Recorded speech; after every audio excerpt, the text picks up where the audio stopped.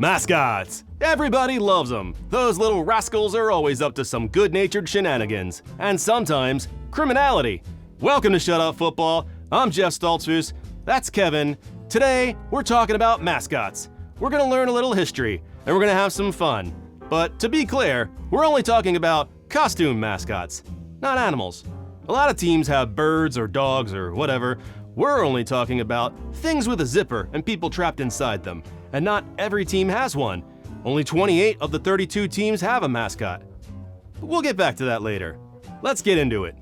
Buffalo Bills. Billy Buffalo is an 8-foot-tall buffalo in the team's blue color. He first appeared in 2000. He looked a little menacing, and possibly cross-eyed, but a pretty good buffalo. You could call this Classic Billy, because in 2018, he got a redesign, described as an attempt to look more kid-friendly, a common theme you'll see again on our list. The redesign looked more like it was ripped off of a children's cereal box. It also didn't much look like a bison, more like a bear with horns. Billy Buffalo is named for the Buffalo Bills, who are named for famed American soldier and scout William Cody, aka Buffalo Bill, who was also a, wait for it, bison hunter, which means Billy Buffalo is named for a man who likely killed and skinned his family. Or maybe not, because Buffalo Bill wasn't even from Western New York. He was from Iowa and lived in Kansas. Nothing makes sense. Atlanta Falcons. Freddie Falcon has been around since the mid-1980s. Strangely, he's not the only Freddie Falcon mascot in sports. Lil Fred is Fred's protege, and the Falcons state very clearly on their website that he is not Freddie's son, and nobody knows where he came from. Pretty suspicious stuff, if you ask me. Jacksonville Jaguars. Jackson DeVille was born in 1996, and he's made waves more than once. In 2014, after an Ebola crisis, he held up a sign that read, "Towels carry Ebola," while holding a Pittsburgh Steelers terrible towel. That angered some fans, calling it insensitive. But that didn't stop him from using the terrible towel to wipe down his armpits and, other areas. His crotch. Once he brought a life-size stuffed doll of Steelers quarterback Cordell Stewart onto the field and stomped the crap out of it only a few feet from the Steelers huddle. It pissed off fans and owner Art Rooney in particular. The guy under the costume, Curtis Dvorak, said that at the NFL owners meeting in 2000, they showed a 10-minute video of unruly mascot behavior, and 9 minutes of it was him as Jackson DeVille. A new rule was passed. Team mascots must stay behind the 6-foot white border at all times during the game, and they are prohibited from engaging in any acts of taunting opposing players, coaches, or game officials. Jackson DeVille is prone to zip wire upside down with sparklers, bungee jump, shove cakes into the faces of rival team fans, and saunter on the sidelines wearing an American flag Speedo. After a Jags win, he dives into the stadium pool. Jackson is everything you'd want in a mascot, and everything you'd expect from a Florida man. Well, within the confines of the law. Tampa Bay Buccaneers. Captain Fear is a Buccaneer, or a Caribbean pirate, whatever. He's been the mascot since 2000. Captain Fear lost his ship and crew in a terrible storm, and he was rescued by the Clearwater Coast Guard, only to be struck with amnesia. His memories slowly returned with time, and then one day, he was thrown overboard when his ship was struck by lightning, and I shit you not, this is literally on their website. Anyway, he lives in a football stadium now. Pretty standard, really. Pittsburgh Steelers. Steely McBeam made his first appearance in 2007 as part of the 75th anniversary of the team. Well, Steely because it's a steel pan, Mick because the Steelers are Irish, okay, and Beam because Steel Beam, plus my husband loves Jim Beam. So... It's a terrible name. It is a porn star name. It is. In 2022, Steely got a makeover. He looks like a property brother. Easy now, ladies. I think we're gonna need more terrible towels. Chicago Bears. The Chicago Bears were originally the Decatur Staleys, named for founder A.E. Staley, seen here looking spicy. In 1922, the team moved to Chicago and rebranded as the Bears. The Bears. Because Chicago already had the Cubs. In 2003, the Bears debuted their mascot, Staley the Bear, a nod to their roots. According to the Bears website, Staley won a gold medal for playing rock, paper, scissors and a silver medal for the staring contest at the Celebrity Mascot Olympics. He also claims to hold records for most high fives given, most t-shirts shot into a crowd, and longest butt bounce. That one I believe. That dude is always wiping his butt on the ground. It's like a dog with worms. San Francisco 49ers. A prospector character first appeared in the 1970s, but he wasn't called Sourdough Sam at the time, and he wasn't an official mascot yet. In 1983, the NFL put together a line of plush toys and little rubber figurines called Huddles, and sure enough, there was a 49ers one. But no name yet. At some point, the Huddles version even realized into a costume, but that was probably much later, since, you know, there's Sam. The Niners website says Sourdough Sam, named for the sourdough bread the miners ate in the camps during the gold rush, was officially drafted in 1994.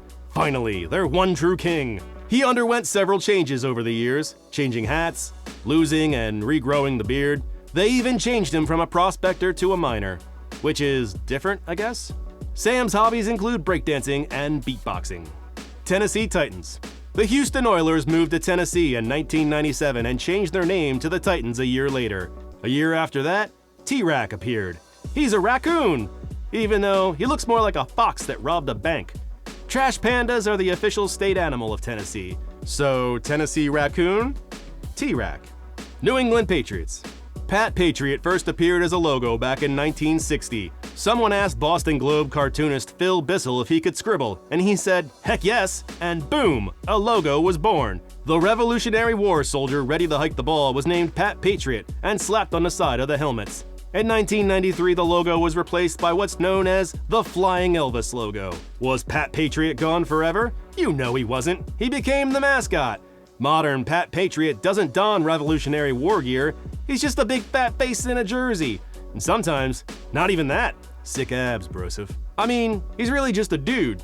Change the jersey and it could be any team. He's 80% chin. Kinda looks like Joe from Family Guy. Fun fact, in 2019, Pat Patriot was murdered by Jamal Adams at the Pro Bowl. I'm just kidding. He did die though. Carolina Panthers. What's that bear doing? Like a bear. Panther. That's Sir Purr, bro. Who? Sir Purr. Sir Purr was introduced in 1995. He's a panther, and he's quite deranged. Sometimes he's just a playful kitty, and sometimes he's an agent of chaos. Sir Purr comes from a big family. There's Patricia Purr, Grandma Purr, Minnie Meow, Cousin Cletus, and don't forget Uncle Bob. In 1996, he got in trouble for jumping on a live ball in the end zone. Is that not cool? Philadelphia Eagles. Swoop debuted in 1996 when he literally dropped out of the sky to the theme from the movie Superman. He flew into Veterans Stadium and then danced like the old man from the Six Flags commercial. In a city with the Philly Fanatic and the Flyers Gritty, Swoop can get overshadowed. He's a bit tame by comparison. The Eagles website doesn't say much about Swoop's origin, but a completely random website I found tells the story like this. Swoop hatched in a Pennsylvania forest. As a baby eagle, he suffered poor eyesight and strength, but possessed a strong and true heart. Until one day, when a Philadelphia Eagles fan gave him an Eagles jersey, which is a thing people do, I guess. This caused baby Swoop to gain increased strength, vision, and mutate into the humanoid form we know today. Pretty terrifying if you think about it. Can't just go around the woods mutating creatures all willy-nilly. There's gotta be consequences. Los Angeles Rams. During the mid-1990s, the Rams tipped their toe into the mascot game. His name was Ramster, and he looked like a hamster, with horns. But fans didn't take to him, and he was gone after only a few seasons. Rampage was born in 2010 in St. Louis, Missouri, named after an online poll by fans. He's definitely an upgrade over Ramster. He looks like a ram, except one minor detail. Why doesn't he have a tail? Or did Rampage tuck? Detroit Lions. Rory is a lion. He was introduced as the official mascot in 1996 and hasn't done anything interesting since. Sorry, Lions fans, I couldn't find anything. I hear he roars. That makes sense. And while I don't have any evidence to support this, I'm pretty sure he inspired Javier Bardem's look for Anton Chigurh in the Coen Brothers classic No Country for Old Men. You don't know what you're talking about, do you? I do not. Kansas City Chiefs. KC Wolf was introduced in 1989, named after a group of Chiefs fans known as the Wolfpack. Even though wolves aren't native to Missouri, and I definitely never think of a mouse when I'm looking at him. KC is the only NFL mascot with googly eyes. He's been played by the same guy, Dan Mears, for over 30 years, and he's been known to tackle a drunk fan or two who have snuck onto the field. Sounds like he's doing two jobs. Indianapolis Colts. Blue was introduced in 2006. He's a Colt, with cold dead eyes and party favors for boogers. His bio includes winning a breakdance contest at his church in Jockey, Indiana. Before Blue was the Colts' official mascot, they had two inflatable football players known as Number 1 and Number 2. Very creative. Rumor is they were designed to resemble Peyton Manning and Edgerrin James. Blue may look milquetoast, but he's not. He's been known to start shit with kids and blast just about everybody under the sun with a pie to the face. Even his Twitter profile is savage. Blue, you're my boy! Arizona Cardinals. First established in Chicago as the Morgan Athletic Club in 1898, they were named for their uniform color, Cardinal Red. When they moved to St. Louis in the 60s, the team got a nickname, Big Red. So when their mascot hatched in 1998, it was obvious what to call him. The Cardinal. No, really.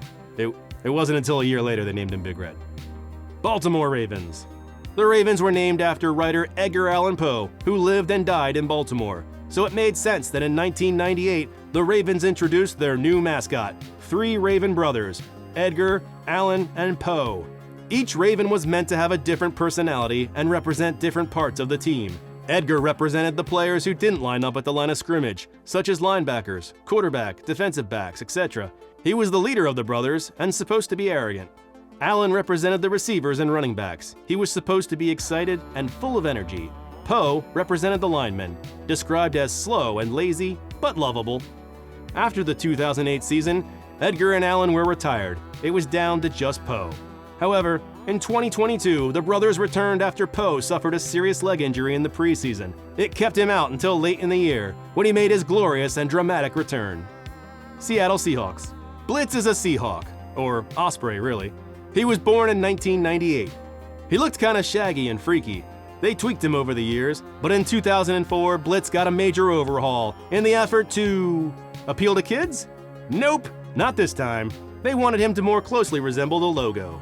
Then, in 2014, the team introduced Boom, Blitz's official younger sidekick, to appeal to kids. Ha! There it is! There it is! I knew it. Denver Broncos. Miles was introduced as the official team mascot in 1999, but he'd already been around for years before that. NFL Properties, the merchandising side of the league, had something called the Team NFL Heroes Mascot Program. Rolls off the tongue. Which Miles and a few other future mascots were a part of, like Pat the Patriot and the Cowboys Rowdy. They debuted at the Pro Bowl in 1995.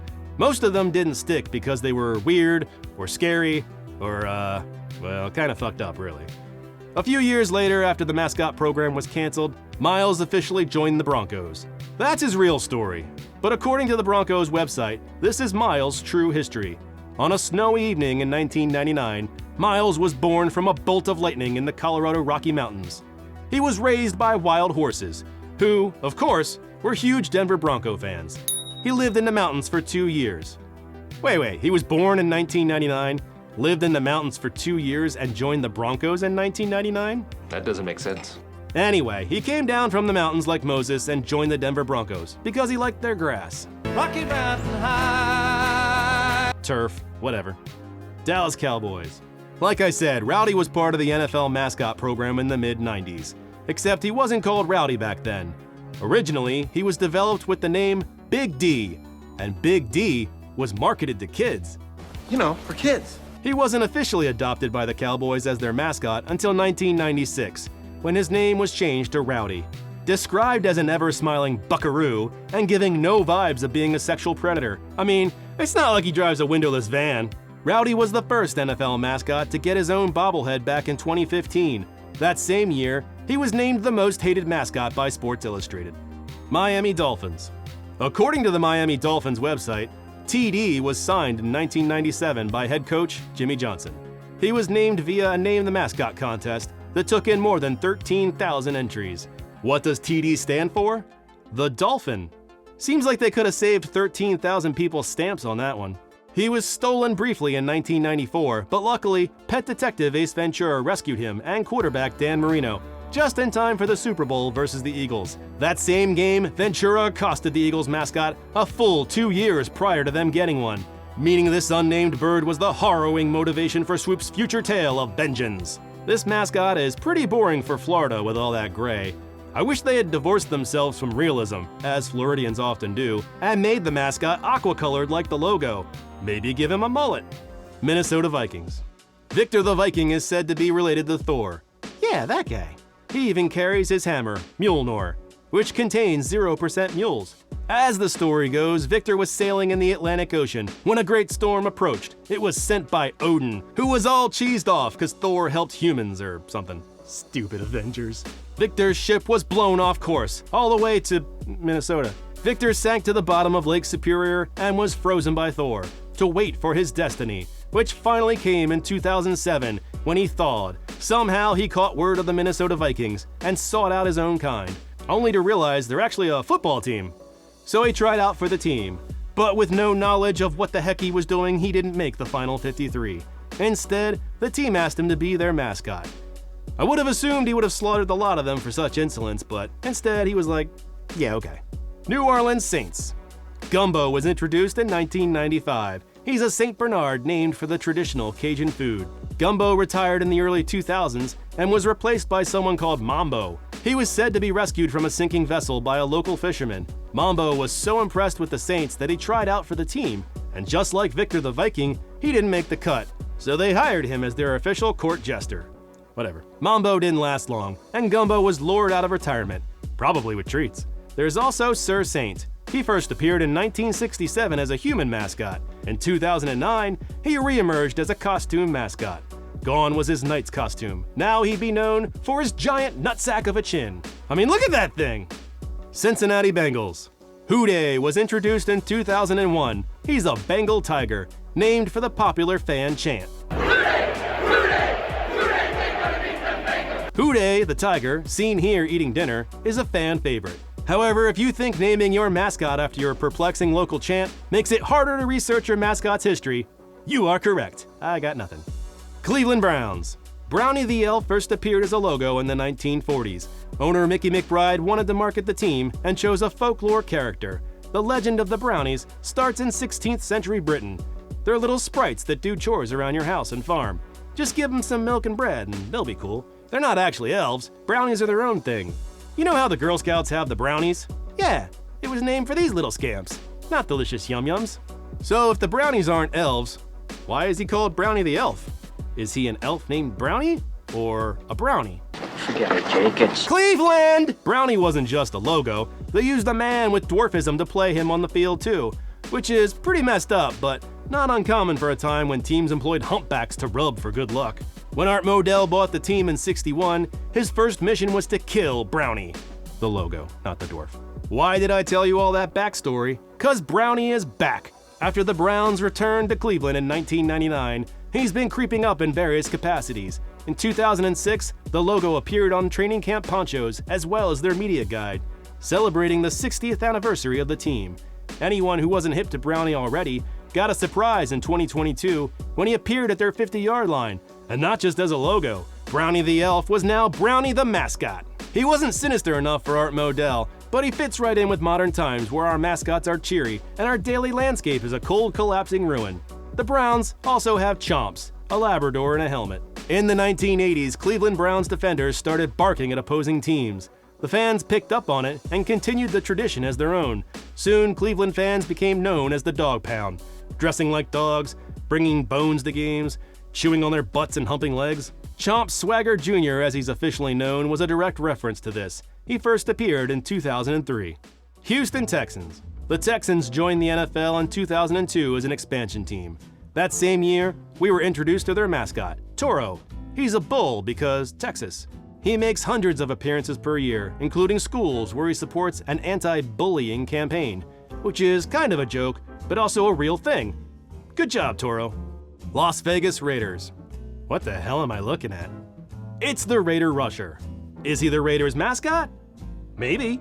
The Raider Rusher was a character in the NFL Rush Zone, an animated television show that ran on Nickelodeon from 2010 to 2014. The show followed a group of children who would enter a virtual world called the NFL Rush Zone and save the world from various threats, alongside NFL mascots, of course. In 2014, the Raiders announced the Raider Rusher as their official team mascot, freaking people out for generations to come. How does he digest food without a torso? Does the food go from his mouth and just fall right out his butt? See? Kids love him. There's also a version of him with a torso. After complaints about mobility and the capacity to interact with fans, another version of Raider Rusher was created. And I don't know who he's there to murder, maim, or kidnap. All I know is that when it comes to mascots, the Raiders are friggin' crushing it! Look at that face! That's the smug satisfaction of someone who owns a storage locker and a fake name, and at least one blowtorch. Are there two versions of this monstrosity floating around haunting children in the daylight? Maybe the Raiders faithful can provide some clues in the comments, because the Raiders website sure doesn't. And I can't find a lick of video with either version actually inside Darth Vader's toilet bowl, which is weird if he's been their official mascot for a decade. Washington Commanders. After years of pushback, the Redskins finally dropped their Native American moniker and decided to rebrand, re-emerging as the Commanders. While the Redskins never had an official mascot, the Commanders were eager for one, putting out 4 options for fans to vote on: a dog, a hog, a superhero, and a historical figure. Major Tuddy debuted in 2022. He's a big old pig, a reference to the offensive lineman who led the team to 3 Super Bowls during the 80s and 90s, famously referred to as the Hogs, which of course led to said linemen suing owner Dan Snyder for profiting off of their legacy without compensation. Oopsie! They hate him. Fans hated Major Tuddy from the jump, but that's actually pretty common. In a couple of years, I'm sure Washington fans will come to love this militarized ham sandwich. Like I said off the top, 4 teams still don't have mascots: the Jets, Chargers, Packers, and Giants. So let's give them some. The easiest thing to do with the New York Jets is just give them a jet. But New York City is more than just airplay. Plus, they've had an unofficial mascot for years: Fireman Ed, a super fan who wore a fireman's helmet and led cheers from the stands. I say, skip the Jet entirely and do a Jets-themed fireman mascot. They can call him Rudy after their former leaky mayor, or because New Yorkers are rude. I mean, not all of them are. The guy who mugged me had kind eyes. Although, he did tell me to go have sex with myself. And I thought that was a good idea. So thank you, Doug. I don't actually know his name. He stabbed me when I asked him. The Los Angeles Chargers have an unofficial mascot too: Boltman, another super fan who just decided to dress up and attend home games. He even claimed to have an agreement with the Chargers to be their official mascot, which is possible. The team did use him on the field in 1996 and 97, except, didn't pay him. They didn't treat him very well, and in 2018, after 22 years, Boltman retired. The fan has since put the costume and rights up for auction. What's a Boltman? I mean, what's a Charger? There's no need to overthink this.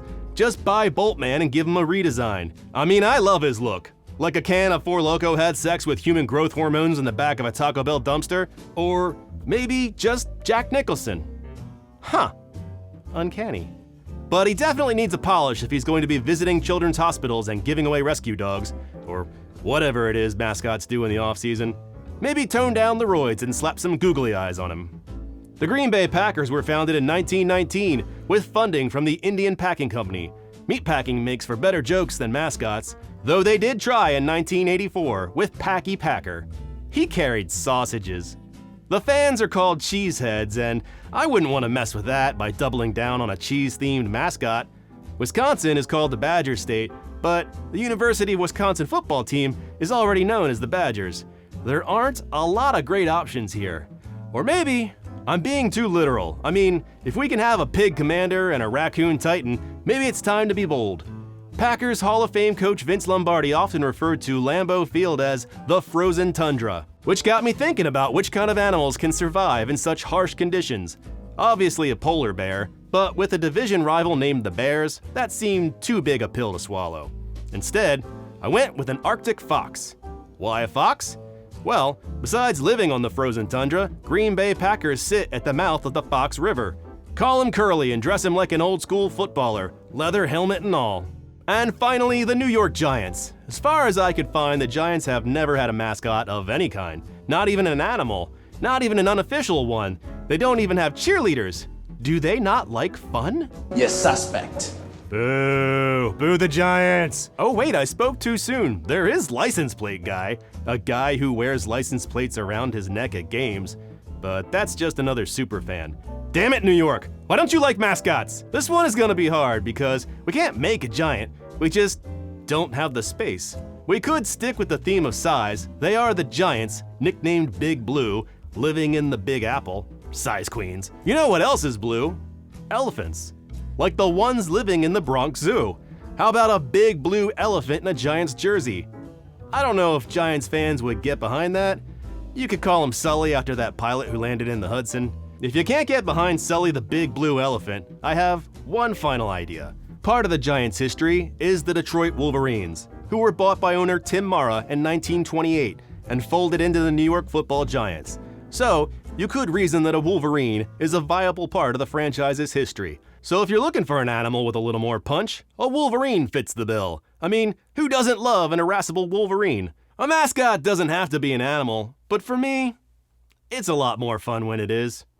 Thanks for watching Shut Up Football. We'll catch you next time. Peace! Check the mic and make sure it sound right, boys.